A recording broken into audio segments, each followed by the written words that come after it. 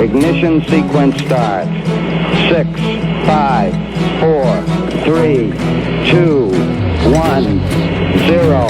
Liftoff. We have a liftoff.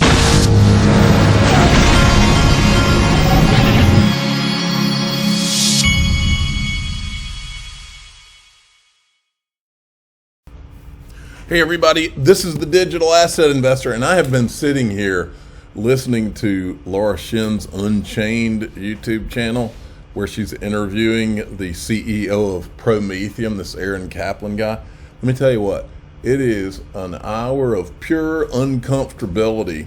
It reminds me of when I watched Bill Clinton back in the day doing his deposition, and he says, well, that depends on what the definition of is. I mean, it is uncomfortable, and every question, every answer by this guy appears to be like scripted, and he keeps talking about his exchange, but it hasn't launched yet. He's had these licenses since 2018 apparently, but they haven't launched. It can't tell you what tokens they're going to list. It reeks of a Gary Gensler setup is what it reeks of. Is a Gary Gensler. He's created this straw man so he can say, yeah, look, that guy's gotten all the licensure. He's an example of how this works, but it's not working yet. We can't launch it. He can't tell you what tokens he's going to list. I mean, it just reeks of Gary Gensler saying, here's how we're going to do it. I mean, but who knows? We're going to find out, I'm sure. Now, Judge Netburn and Judge Torres, we are going on 30 weeks since final briefings. 913 days since the beginning of the lawsuit. Tomorrow makes it 2 weeks since Hinman docs were released. For the love of God, can we wrap this up? I feel your pain, High Vibe. Let me see if I follow High Vibe. Yes, I do. I totally feel your pain. This thing could be over any freaking second. Now, check out Jim Cramer on talking about Bitcoin versus gold. He's talking about what could go wrong with Bitcoin. Listen to this. It is not very well. And what is the one thing that could cause the whole thing to collapse, Bitcoin to go to zero? I think if one of these frauds were exposed, and there's some research out there, I mean, bear in mind, there's nobody kind of looking into these things. There are no regulators.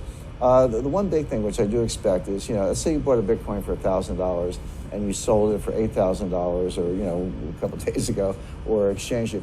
You have a $7,000 gain you have to put in your tax return. It's no different than buying IBM at $150 and selling it at $180. You got to put the $30 gain on your tax return. How many Bitcoin sellers are putting those gains on their tax returns? I don't know the answer, but my guess is very few.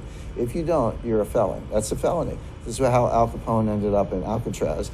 And people say, oh, the IRS will never catch me. Believe me, I was a tax lawyer before I was a securities lawyer. I was the tax counsel of Citibank. There's a lot of ways they could come get you on this thing, but he's talking about why he's a gold guy over Bitcoin and all that. I'm a gold guy too. I don't think I own any Bitcoin right now. And nobody's convinced me that proof of work works. And now, no matter who you are, you should report the stuff on your taxes, no matter what it is. It doesn't have to be Bitcoin, even if you're buying and selling XRP or anything else. That's a different issue. But what I'm doing, Glenn is one of my sponsors, and they've got a referral code DAIV50. Get 50% off vaulting and insurance fees for the next 12 months. This is valid until the 14th of July. So you might want to go check that out. The link's in the top of the description. Now look at this. Active XRP addresses surge, hinting at imminent price breakout. And then this guy right here says this. Let me see if I follow this person. I do. The last 3 instances, this is a Bitcoin guy. I always like it when the Bitcoin people see something in XRP because they don't like XRP usually. Last 3 instances XRP price jumped were preceded by a spike in the number of active XRP addresses. On-chain data from Sentiment has recorded a spike in network activity over the last few days. Could history repeat itself? It's talking about the historic wallet count there. So we shall see. 5 days until FedNow. Is FedNow replacing cash as a central bank digital currency? 5 days, FedNow will start. Then we've got this is I always feel just stupid when I cover these people, some of these people in Congress. House Financial Services Committee Chair Representative Maxine Waters has written letters to SEC Chair Gensler and Treasury Secretary SEC Janet Yellen, asking for feedback on the Republican-sponsored digital asset market structure bill. So Maxine Waters is hard at work sending letters right now.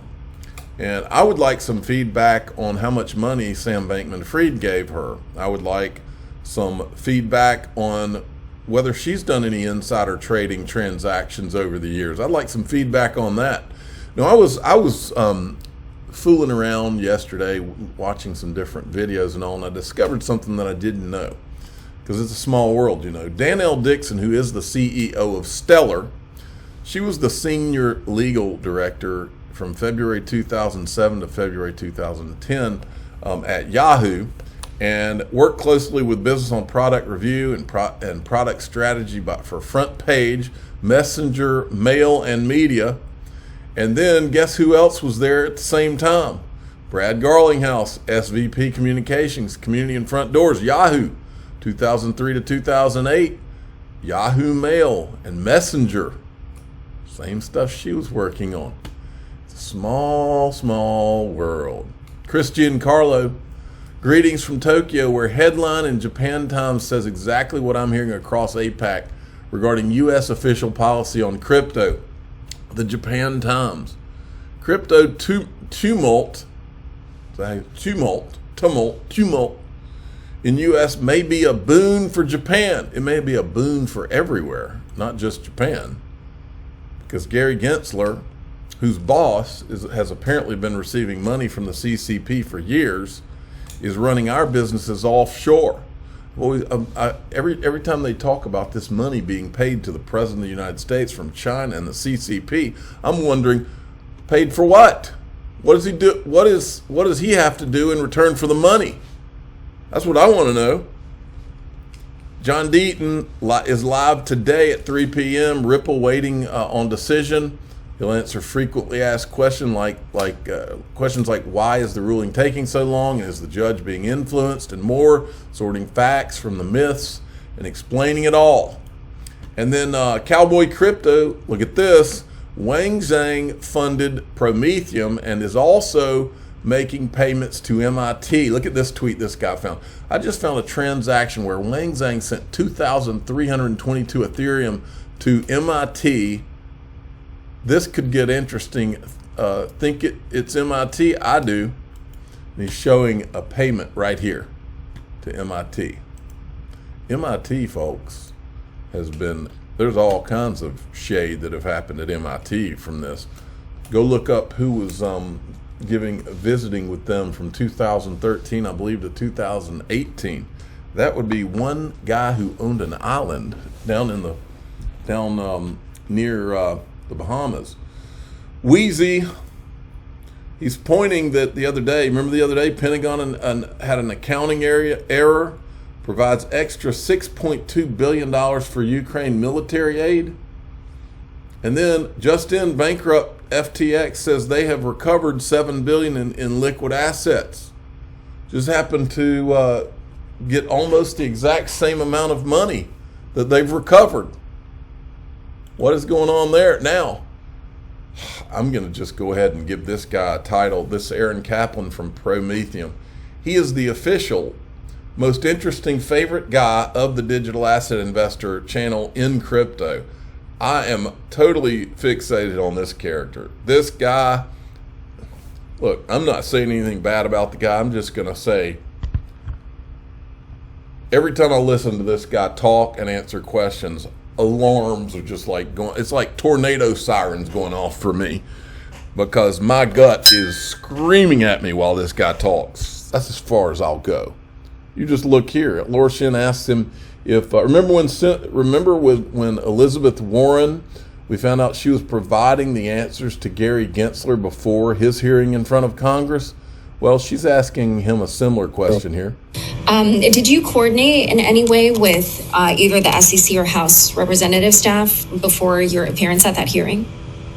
I think it's pretty standard for there to be some communication between the entities that invite you and. The follow-up question, Laura, is, okay, well, who did you communicate with? Let's get specific. In that capacity, I mean, we were somewhat aware of the topics they would cover, but we didn't really know the exact questions. Okay.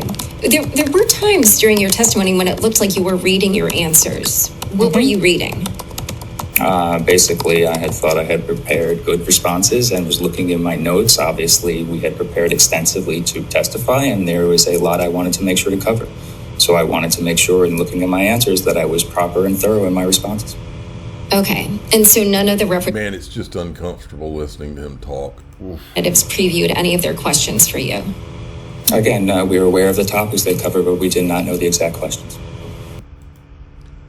Just about every time he makes a comment, I'm sitting there thinking of about 5 different follow-up questions where I'd be like, no, that's not going to do it. We now answer this, because I just smell smoke rising off of the way he answers just about every single freaking question. I'm the digital asset investor. I'm not an investment advisor. This is for entertainment purposes only.